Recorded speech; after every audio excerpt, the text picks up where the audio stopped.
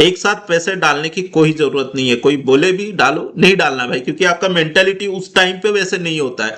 धीरे धीरे मेंटेलिटी बढ़ा, लगने दो 2 साल 3 साल पढ़ने में भी हम 15 साल का 15-20 साल खर्च करते हैं, तभी जाके हमको 20-25-30 हजार की नौकरी मिलती है। तो यहाँ पे भी लगेगा टाइम, जल्दी पैसा नहीं। जिसको जल्दी चाहिए मार्केट नहीं देगा, जिसको आराम से चाहिए नहीं चाहिए उसको आराम से धीरे धीरे पैसा देगा। ठीक है, तो वैसे ही।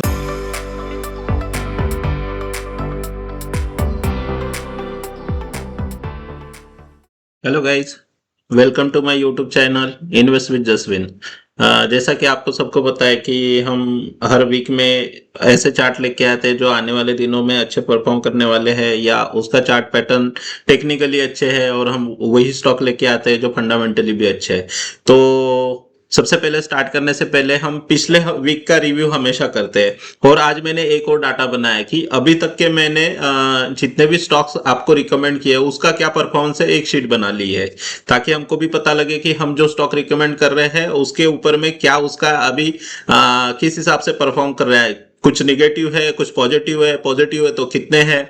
हम जो भी स्टॉक दे रहे हैं उसका किसी को बेनिफिट हो रहा है, किसको हो रहा है, तो कमेंट कर सकते हैं। कोई अगर उस रिकमेंडेशन के ऊपर में मींस चार्ट पैटर्न के बेस पे अगर कोई पोजीशन बना रहा है, प्रॉफिट हो रहा है, लॉस हो रहा है, ठीक है, वो सब हमको दिख जाएगा। तो और उसके साथ में आज मैं अपना इस मंथ का जो इनकम है वो भी रिवील करूंगा कि मैंने इस मंथ में कितना इनकम जनरेट किया है, वो भी मैं अपना रिवील करूंगा। ठीक है, तो बने रहिए इस वीडियो के साथ में, लास्ट तक जरूर देखिएगा। अच्छे चार्ट पैटर्न हम इस वीक में भी देखेंगे।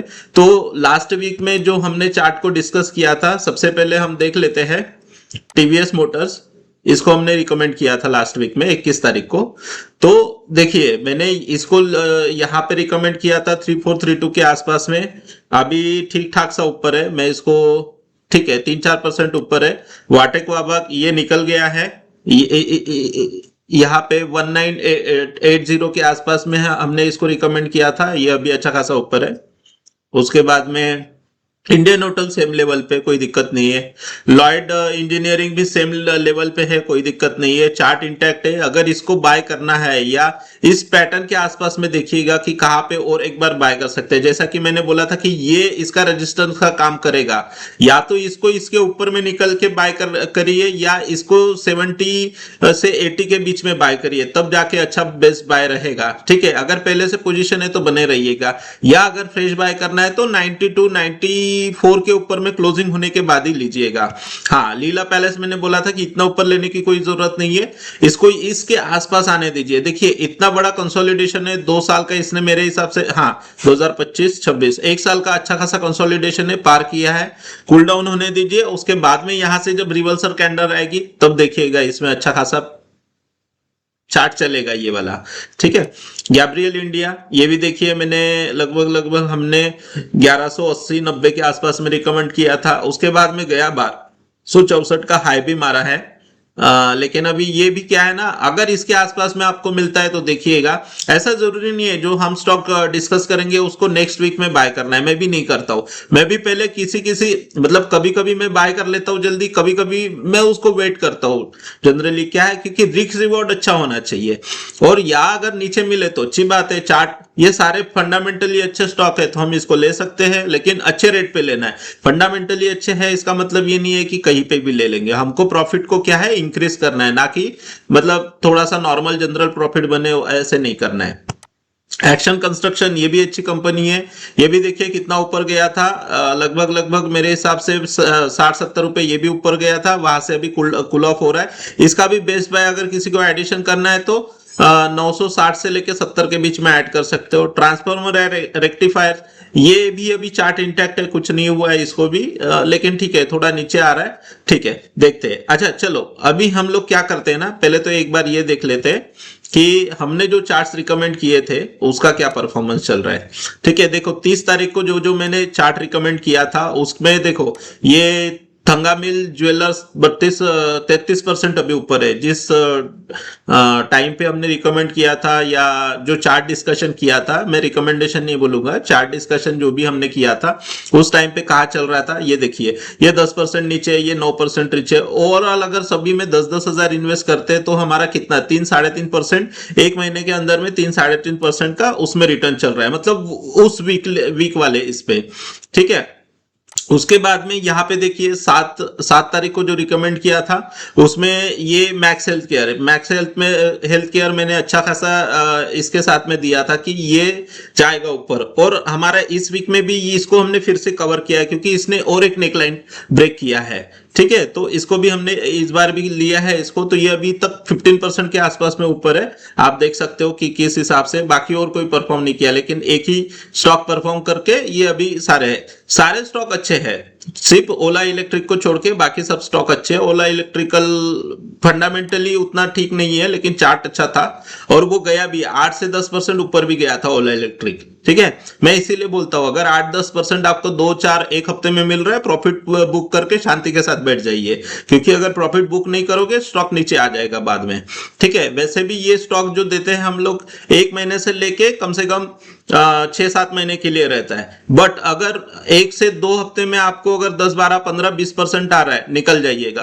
कोई नहीं है। 6 महीने में अगर 10% मिल रहा है उसके पहले निकल जाइए, कोई दिक्कत नहीं है, फिर आएगा वो मौका देगा, ठीक है। अभी मार्केट ऐसा ही चल रहा है, प्रॉफिट बुक नहीं करोगे पैसा नहीं बनेगा, ठीक है। ये देखिए 14/6 को जो हमने एजिस लॉजिस्टिक दिया था इसमें मैंने खुद भी पोजीशन बनाई थी और मैं निकल भी गया। ये मेरे हिसाब से 1130 के आसपास मैं खुद ही निकल गया हूं, तो ये यहाँ पे भी अच्छी खासी मतलब 14 या 15% मेरे को भी मिल गया इसमें, इस ट्रेड में। बाकी का मेरे पास कोटक बैंक पहले से पड़ा हुआ है, तो इस हिसाब से देखिए ये वाला पोजीशन में देखिए एक हफ्ते में अगर 5% मिल रहा है तो क्या बुरा है उस पोर्टफोलियो पे। अगर मान के चलो सभी में अगर आप 10-10, मैंने ये वाला भी डाटा बनाया कि अगर 10-10 हजार उसमें इन्वेस्ट करते हैं तो क्या क्या रिजल्ट निकल के आता है, ठीक है। तो ये देखिए सबसे पहला वाला 3%, ये अभी सेम टू सेम चल रहा है। ये देखिए इसमें 5-5.5% का रिटर्न, 5% के आसपास का रिटर्न निकल रहा है।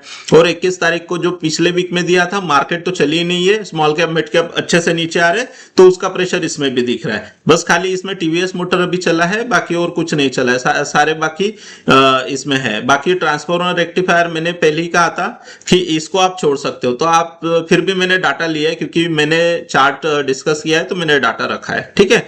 तो ये हो गए अभी तक का परफॉर्मेंस, तो आप ही देख सकते हो कि कैसे परफॉर्मेंस इसका चल रहा है ना।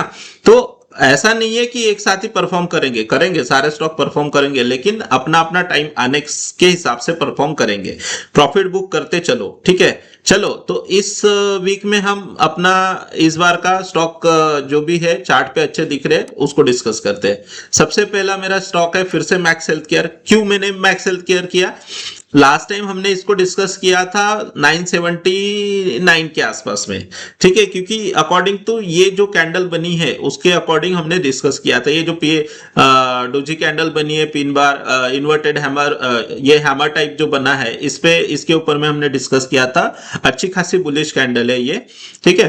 तो अभी देखो ये जो बार बार इस नेकलाइन से टकरा के वापस आ रहा था ना, तो अभी इसने अच्छा खासा क्लोज दे दिया है, तो इसके ये क्लोज होने से क्या है ना, ये और नए जोन में जाने के लिए रेडी है। अब इसका नया जोन का आप रेजिस्टेंस जोन क्या है, 1222 रुपए का, मतलब 1220 से लेके 1222 के आसपास में एक नया जोन है। अगर ये यहां से चलता है तो यहां तक जाने के पूरे चांसेस है, तो इसीलिए हमने इस वीक भी इसको अपने लिस्ट में रखा है, तो आप इस पे देख सकते हो। इसमें भी फिलहाल अभी मेरी एक अकाउंट में पोजीशन बनी हुई है, तो ये भी ठीक है, मैं देखूंगा कहाँ निकलना है, मैं अपने हिसाब से, मतलब मुझे जितना चाहिए मैं लेके निकल जाता हूँ। ऐसा नहीं है कि इसमें बहुत लंबा रुकना है, लॉन्ग टर्म रुकना है, ऐसा कुछ भी नहीं है, ठीक है। जिस हिसाब से अगर मुझे 10-12% मिल गया आई एम हैप्पी, मैं फिर निकाल देता हूँ उसको, ठीक है, क्योंकि मुझे पता है कि ये स्टॉक फिर ऊपर जाएगा, फिर नीचे आएगा, फिर ऊपर जाएगा।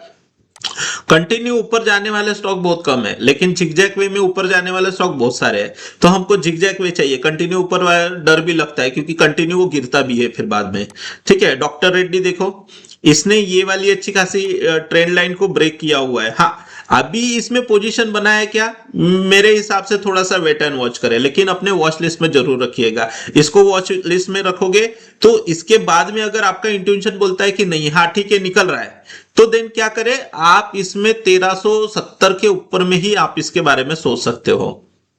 ठीक है, अभी स्टॉक ये बेटर है, ऐसा नहीं है कि आपने मान के चलो यहाँ पे ले लिया उसके बाद में आपको 1270-80 के पास आप ऐड कीजिएगा। बढ़िया स्टॉक है, कोई दिक्कत नहीं है, बढ़िया कंपनी है। फार्मास्यूटिकल अभी ऊपर जा रही है, इसीलिए ये देखो सारे स्टॉक हाई पे है। और एक स्टॉक आया था सिप्ला, लेकिन मैंने उसको हटा दिया क्योंकि वो अभी एक क्लोजिंग नहीं हुआ है एक नेक लाइन के ऊपर में, इसीलिए हटा दिया। तो आप डॉक्टर रेड्डी को भी देख सकते हो, अच्छा खासा चार्ट बन रहा है इसका भी।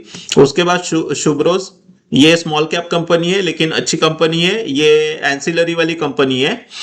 तो आप देख सकते हो जैसे मोटर्स वाली जो भी व्हीकल वाली कंपनी है या उसके एंसिलरी वाली जो व्हीकल एंसिलरी वाली जो भी कंपनीज है उसमें अभी अच्छा मूवमेंट बनने के चांसेस बन रहे हैं। क्योंकि देखिए इसमें शुभ्रोज आया हुआ है और साथ में बहुत सारे स्टॉक अच्छे लेवल पे है, जैसे महिंद्रा एंड महिंद्रा हो गया, टाटा मोटर्स निकल रहा है अभी।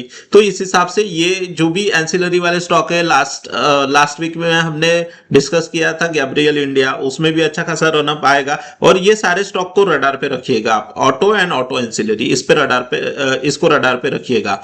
बस ये तब तक कि अभी अगर फिर से अगर कच्चा तेल वो 70 to 75 तक है तो ठीक है, अगर ये 80 के ऊपर चले गया तो फिर से रिस्क इनके लिए बढ़ जाएगी। तो डिस्क्लेमर ये है कि मेरी कोई भी बाय सेल रिकमेंडेशन नहीं है, आप वॉच लिस्ट में रखिए और ध्यान रखिए, ठीक है। उसके बाद में है ICICI बैंक, सबसे बढ़िया स्टॉक है, मेरा फेवरेट भी स्टॉक है क्योंकि इसमें ना मूवमेंट अच्छे, मूवमेंट मतलब क्या है, जब गिरेगा तो नीचे नीचे गिरेगा, जब जाएगा तो ऊपर भी अच्छा खासा जाएगा। ये 4-5% का मूव ना एक वीक में ही दे देता है। तो मतलब इसमें अगर आप सोचोगे कि मैं 15 या 20% 1-2 महीने में मिल जाएंगे, नहीं मिलेंगे। तो जब भी अगर ये किसी एक पर्टिकुलर लेवल के आसपास आते हैं, मैं इसमें बता देता हूं कि मैंने जैसे लास्ट टाइम में यहाँ पे मेरी एक 1260 के आसपास पोजीशन थी, मैं एक में 1340 के आसपास निकल गया, फिर दूसरे अकाउंट में मेरी 1340 के आसपास पोजीशन थी, वो अभी कवर चल रहा है। तो मतलब ऐसा है, एक अकाउंट में किसी और लेवल पे पड़ा है, एक अकाउंट में किसी और लेवल पे। अगर ये स्टॉक नीचे भी मिलते और एक अकाउंट में आपने बाय किया, मान के चलो लगभग 1400 के आसपास, अगर नीचे आता है 70-80 रुपए तो क्या फर्क पड़ता है। ICICI बैंक अच्छा स्टॉक है, आप फिर उसमें अगर आपको जो स्टॉक, मतलब मेरा कंसेप्ट तो यही है, मतलब मैं जितने भी पिछले 7-8 साल से जो भी मैं कर रहा हूँ काम इसमें, तो मुझे एक ही चीज समझ में आती है, जो स्टॉक मुझे अगर 1400 पे अच्छा लग रहा है, वो स्टॉक अगर 1300 है तो वो मुझे और अच्छा लगना चाहिए। तो इसी वे से ही लार्ज कैप में पैसा बनेगा। अगर आप सोचोगे कि लार्ज कैप आपको 20-30-40% एक साल में देगा, नहीं देगा भाई। वो आप रिलायंस देख लीजिए, 1300 आता है, 1400 जाता है, 1450 जाता है, फिर वापस 1300 आता है, वैसे ही चल रहा है वो, और कुछ नहीं किया। बीच में 1600 गया था, कहां से, मतलब उसके आसपास में न्यूज आ जाएगी, फिर नीचे नीचे आ जाएंगे सारे। तो अगर प्रॉफिट बुक नहीं करोगे, आप अपने लेवल के हिसाब से नहीं करोगे तो पैसा लॉन्ग टर्म अभी फिलहाल पैसा नहीं बन रहा है, बनेगा ऐसा नहीं है, इंडिया का भी टाइम आएगा। मेरी बात लिख के ले लो, जैसे कोरिया और ताइवान अभी चल रहे लास्ट 2 साल से, वैसे लेकिन कोरिया, ताइवान और ये सारे चीजें पहले नहीं चले। 2021, 22, 23 में देख लो, इनके चार्ट अच्छे नहीं है। लेकिन अभी जो चार्ट इनके बने हुए हैं, ये 150, 200, 300% अभी चल चुके हैं ना। अपना इंडिया का भी टाइम आएगा, जब भी आएगा तब ये सब उनको आउट परफॉर्म करेंगे, ठीक है। तब तक के लिए प्रॉफिट बुक करते चलो, पैसा धीरे धीरे बनेगा, ठीक है। और एक स्टॉक है उसके बाद में प्रेस्टीज स्टेज, रियलिटी स्टॉक भी अच्छे खासे लग रहे हैं, ठीक है। मैंने डिस्क्लेमर भी देता हूं कि मैंने 2 रियलिटी स्टॉक में पोजीशन बनाई है फ्राइडे के दिन ही, ठीक है। तो स्टॉक्स अच्छे लग रहे हैं, इसमें मैंने छोड़ दिया क्योंकि मेरे को क्योंकि ऑलरेडी मैंने 2 दूसरे स्टॉक में पोजीशन बनाई है, इसलिए मैंने इसमें नहीं बनाया। क्योंकि ऑब्वियसली बात है, अगर आपको कोई भी पोजीशन बनानी है तो ये भी देखना होता है कि आपके पास में और उस सेक्टर के कितने स्टॉक है। अगर ऑलरेडी 1-2 स्टॉक लेके रखे तो जरूरत नहीं है, जरूरत से ज्यादा किसी एक सेक्टर में आपका इन्वेस्टमेंट नहीं होना चाहिए। आपको डाइवर्सिफाई करना है, हर एक चीज को डाइवर्सिफाई रखिएगा। चाहे आपका गोल्ड हो, अभी गोल्ड और सिल्वर गिर रहा है तो क्या करना है इस केस में, तो आपको हर जैसे अगर फंड है तो आपको उठा लेना चाहिए उसको, ठीक है। ऐसा तो नहीं है, हाँ जरूरी ये नहीं है कि वो तुरंत ही ऊपर जाएगा, हो सकता है यहाँ से फिर 10-20% गिर जाए, या हो सकता है यहाँ से 20% ऊपर चले जाए, 10% ऊपर चले जाए, आपको नहीं पता। लेकिन आपको वो धीरे धीरे जो फंड कॉर्पस, एक किसी चीज में कॉर्पस जमा करने है, मैं हमेशा बोलता हूँ कॉर्पस जमा करना है इस मार्केट में। अगर कॉर्पस जमा करके पैसा तभी बनेगा, एक साथ पैसे डालने से नहीं बनेगा, क्योंकि मेंटेलिटी आपकी सेटअप नहीं होती है तब तक के, ठीक है। तो मेंटेलिटी को पहले सेट करना है कि आप लॉस को कैसे झेलोगे, है ना। कोई अगर 500 से चालू कर रहा है धीरे धीरे और 10 लाख पहुंच जाता है, कोई अगर डायरेक्ट 10 लाख डाल रहा है तो उसका मेंटेलिटी अलग होगा, वो अगले दिन 2% गिरने से उसका जो लॉस होगा 20-25 हजार का वो झेल नहीं पाएगा। लेकिन 500 वाला बंदा वो 100, 200, 300, 1000, 5000, 10,000 तक पहुंचा है लॉस देखते देखते, तो उसका माइंड सेट चेंज हो जाता है। तो इसीलिए आपको कॉर्पस बनाना है, एक साथ पैसे डालने की कोई जरूरत नहीं है। कोई बोले भी डालो, नहीं डालना भाई, क्योंकि आपका मेंटेलिटी उस टाइम पे वैसे नहीं होता है। धीरे धीरे मेंटेलिटी बढ़ा, लगने दो 2 साल 3 साल, पढ़ने में भी हम 15-20 साल खर्च करते हैं, तभी जाके हमको 20-25-30 हजार की नौकरी मिलती है। तो यहाँ पे भी लगेगा टाइम, जल्दी पैसा नहीं, जिसको जल्दी चाहिए मार्केट नहीं देगा, जिसको आराम से चाहिए नहीं चाहिए उसको आराम से धीरे धीरे पैसा देगा, ठीक है। तो वैसे ही होगा, ठीक है। नेक्स्ट स्टॉक है अनूप इंजीनियरिंग, ये भी बढ़िया स्टॉक है, फंडामेंटल भी अच्छे, आप इसको देख सकते हो, बढ़िया। ये नेक्स्ट लेवल के लिए जाने के लिए तैयार है 2608 के आसपास। देखो मैं उसका रेजिस्टेंस और सपोर्ट जोन भी निकाल के देता हूं, जो नेकलाइन टूटी है तो आप अपने हिसाब से उसको स्टडी कर सकते हो। ये सारे एजुकेशनल पर्पस के लिए है, कोई भी मेरी बाय और सेल रिकमेंडेशन नहीं है। डिस्क्लेमर कि मैं कोई सेबी रजिस्टर्ड रिसर्च एनालिस्ट नहीं हो, ठीक है। ये मेरा पूरा एक्सपीरियंस जो मैं सीखा हूं अभी तक के पिछले 6-7 साल से, जो भी मैं सीख रहा हूं ये उसी के बेस पे है, कोई भी मेरी बाय और सेल रिकमेंडेशन नहीं है, ठीक है। नेक्स्ट स्टॉक है लिखिता इंफ्रास्ट्रक्चर, जो पहले यहाँ पे सपोर्ट बन रहा था, है ना। देखो एक बार सपोर्ट टेस्ट किया, फिर दूसरे बार सपोर्ट, फिर ऊपर गया उसी ने एक लाइन, फिर ब्रेक कर दिया, ब्रेक करने के बाद एक बार फिर वही आके रुक गया, अब उसने ब्रेक किया है। तो यहां से ऑलमोस्ट चांसेस है कि आपका 300-320 तक ये पहले जाए, ठीक है। मेरे पास पहले से पड़ा हुआ है, लेकिन अच्छे खासे रेट पे, बहुत ऊपर की रेट से। लेकिन ये देखो इसका चार्ट देखोगे तो ये ऐसे ही चलेगा, स्मॉल कैप कंपनी है, नीचे आएगा फिर ऊपर जाएगा, फिर नीचे आएगा, फिर ऊपर जाएगा, फिर नीचे आएगा, ऐसे ही स्टॉक चाहिए कि ताकि आपके पैसे कभी फंसे भी तो आने वाले दिनों में वो वापस भी आ जाएंगे। मैं अभी इस वीक में ऐसे मेरे 2 स्टॉक जो 2 साल से पड़े हुए थे वो आज मतलब इस बार मैंने 8-10% पे बुक किया हुआ है, अच्छा खासा। मैंने बोला ना कि इस वीक में मैं आपको दिखाऊंगा तो पक्का दिखाऊंगा, और स्टॉक भी बताऊंगा कि कौन सा मेरे पास में 2 से 3 साल से पड़े हुए थे, 2-2 साल से पड़ा हुआ था, एक बार दिखाऊंगा। तो ये पूरे चार्ट है जो मुझे इस वीक में अच्छे लग रहे हैं, आने वाले दिनों में अच्छे परफॉर्म करेंगे, तो आप इसको देख सकते हैं, ठीक है। तो जैसा कि मैंने एक कमिटमेंट किया था कि मैं इस बार ये देखिए ये जो हम रिकमेंड कर रहे हैं उसका भी डाटा रखना शुरू कर रहे हैं, और मैं अपना देखो अप्रैल में जून का मैं आराम से दिखाऊंगा। अभी मैं जून का एक बार देख लेता हूं कि कितने स्टॉक्स में हमारी प्रॉफिट बुकिंग हुई है। देखिए शैली है, परसिस्टेंट है, कितना परसेंट मिला है। अमाउंट में ज्यादा इन्वेस्ट ही नहीं करता किसी में, देखो इन्वेस्टेड वैल्यू देखो 13,000, 25,000, 10,000, मेरे पास फंड कितना भी हो मैं स्टार्ट करता ही हूँ 10 से 15,000 के बीच में। मतलब ऐसा नहीं है कि मेरे पास अगर ज्यादा पैसा है तो मैं पूरा या लगाऊंगा, नहीं, करना ही नहीं है। आप इसमें जितना कंजर्वेटिव होके चलोगे ना उतना ज्यादा अच्छा है। ये मार्केट ऐसा है नहीं कि इसमें आप ये सोच सको कि मैं एक हाथ स्टॉक में 50,000 डाल दूं, नहीं, सोच ही नहीं सकते। भले ही आप वो 50,000 है 3 स्टॉक में डाल दो चलेगा, पैसा नहीं बने चलेगा, टूटना नहीं चाहिए पैसा, मेन जो है ना टूटना नहीं चाहिए, टूटेगा तो बुरा लगता है ज्यादा, ठीक है। तो ये देखिए अभी ये क्या है, देखिए ये इसमें किसमें प्रॉफिट बुकिंग हुई है। कभी कभी ये जैसे आइडिया 4 जब ये अच्छा खासा ऊपर जा रहा था बुक कर दिया, नीचे आ गया। आईसीआईसीआई बैंक में एक अकाउंट से बुकिंग हुई है, एक अकाउंट में पड़ा हुआ है। इंगर्स ये देखो जो मैंने बोल रहा था कि 2-3 साल बाद मुझे एक छुटकारा मिला है किसी स्टॉक से। सबसे पहले तो ये है जेनटेक, कम से कम 1 साल से पड़ा हुआ था मेरे पास में, अभी इससे निकला है। टाटा कम्युनिकेशन, इससे भी मैं लगभग 2 साल से खरीद के बैठा था, 2063 पे निकल गया। 8% है, 2 साल में 8% कुछ नहीं है, लेकिन मैं जो हर महीने का बुकिंग करता हूँ ना उसमें ये देखिए एजिस लॉजिस्टिक में 14% बन गया जल्दी से जल्दी। ग्राइंडविल नॉर्टन, ये मेरा 2 साल 1 या 1.5 साल से फंसा हुआ था, ये भी निकल गया 9.5% के आसपास। उसके बाद भी और ऊपर जा रहा है, जाने दीजिए, इतना अगर रिग्रेट करते बैठोगे तो मार्केट फिर आपके लिए नहीं है। रेडिंगटन में ये देखिए 2 बार इधर पे ट्रेड बना है। एक आपने ऊपर देखा होगा 217 पे था, 240 पे निकला। उसके बाद में ये रेजिस्टेंस था उसका 240 से लेके 250। फिर उसके बाद जैसे 260 निकल गया, फिर मैंने बाय किया। उसके बाद में ये सीधा 2 से 3 दिन में ही 283। अभी इसमें फिर 300 का इसका रेजिस्टेंस है, इसीलिए फिर मैं निकल गया अभी।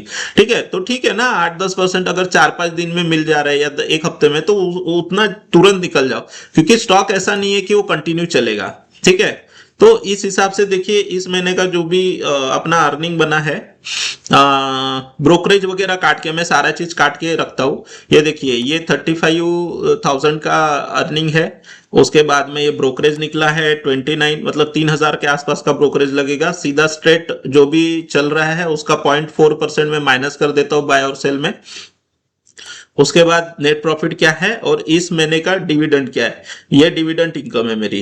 ठीक है, 877, ये इंट्राडे नहीं है कुछ भी, ये डिविडेंड है, मेरे को इधर पे डालना चाहिए था। ठीक है, तो टोटल करके ये है इतना 33,000 समथिंग। तो ये मेरा इस महीने का है। अगले बार दिखाऊंगा कि अभी तक 3 महीने, ये 3 महीना कंप्लीट होने दीजिए, अभी मेरे पास और 2 से 3 दिन है, मतलब 29 और 30 है मेरे पास में। देखते हैं तब तक के और कितना क्या प्रॉफिट बुकिंग करते हैं हम लोग। उसके हिसाब से फाइनल जब हो जाएगा तो मैं अपना 3 महीने का इनकम भी रिवील करूंगा कि कितना हमारा इनकम हो चुका है। ठीक है, तो मतलब आपको भी पता रहना चाहिए भाई, जो बंदा बता रहा है कि वो पैसा कमा रहा है, खाली ऐसे ही आके ज्ञान दे रहा है ना, ऐसा नहीं है। ठीक है, पिछले साल का भी अगर किसी को देखना है तो कमेंट कर दीजिएगा, वो भी मैं दिखा दूंगा उसके पिछले साल। लेकिन मैंने जैसा बोला कि मैं 2021 से पैसा डालना ज्यादा शुरू किया हूं, 2022, 23, 24 से मैं एक्टिवली काम कर रहा हूं, पैसा अभी बनना शुरू हुआ है, क्योंकि चीजें समझ में आ रही है कि काम कैसे करना है। ठीक है, तो इसी के लिए मैंने जो पहला एक वीडियो डाला था कि 4,500 से आप 1 करोड़ कैसे पहुंच सकते हो, 1 करोड़ 1.5 करोड़ कैसे पहुंच सकते हो, अपना कॉर्पस कैसे बढ़ा सकते हो, ये मैं अभी उसी लाइन में काम कर रहा हूं कि कॉर्पस मेन पहले ये है कि आपको कॉर्पस बढ़ाना है। ठीक है, तो ये आज की मेरी वीडियो इतनी ही थी। तो मिलेंगे अगले नेक्स्ट वीडियो में, जो भी मेरे नेक्स्ट वीडियो में जो भी अच्छे चार्ट लगेंगे उसके बाद में। अगर आपको वीडियो पसंद आ रही हो, लाइक कीजिए, सब्सक्राइब कीजिए, शेयर कीजिए। जो स्टॉक मार्केट से इनकम करना चाहते हैं लेकिन पोजिशनल ट्रेड करके, ना कि इंट्राडे या ऑप्शन और फ्यूचर करके, उसमें नहीं करना है। सीधा स्ट्रेट मेरी एक ही लाइन है, उसमें कोई भी डायरेक्टली मेरा कोई भी रिकमेंडेशन इंट्राडे या फ्यूचर ऑप्शन में नहीं है। सीधा स्टॉक में करिए, काम करिए, सीखने की कोशिश कीजिए, पैसा बनेगा। ठीक है, तो लाइक और शेयर कर दीजिएगा वीडियो। Thank you.